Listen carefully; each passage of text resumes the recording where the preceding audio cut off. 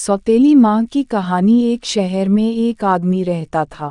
कुछ समय बाद उसकी पत्नी की मृत्यु हो गई। उसकी एक बेटी थी जिसका नाम रीना था। बाप बेटी दोनों आराम से रहते थे। एक दिन उस आदमी ने दूसरी शादी करने का फैसला कर लिया। उसका शादी हो तो गया, परंतु उसकी दूसरी पत्नी बहुत दुष्ट निकली। कुछ ही दिनों में सौतेली माँ ने अपना रंग दिखाना चालू कर दिया। वह रीना से सारा दिन काम करवाती और एक पल के लिए भी उसे खाली नहीं बैठने देती थी। इसके बाद भी कई बार रीना को भोजन नहीं देती थी और वह बेचारी बिना कुछ बोले भूखी सो जाती। रीना की सौतेली माँ के एक लड़की जन्म लिया।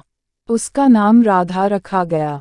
अपनी छोटी बहन से बहुत प्रेम करती थी रीना, पर उसकी माँ को यह बिल्कुल अच्छा नहीं लगता था।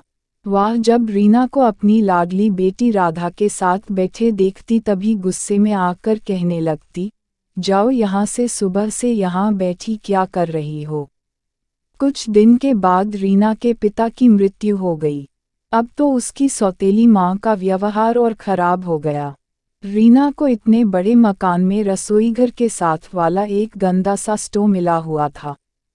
वह वही उठती बैठती और वही सोती। उस मकान के दूसरे कमरों में जाने के लिए उसे मना ही थी। बस सफाई करने के लिए वह वहां जा सकती थी। रीना को बहुत काम करना पड़ता था। सारे घर की सफाई करती, कपड़े साफ करती, रगड़ रगड़ कर धोती और सारे घर का भोजन बनाती और राधा को एक भी काम करने को नहीं कहती थी। और रीना को खाने में भी बचा खुजा दे दी थी। और राधा को बोलती, जो इच्छा है खाओ बेटी।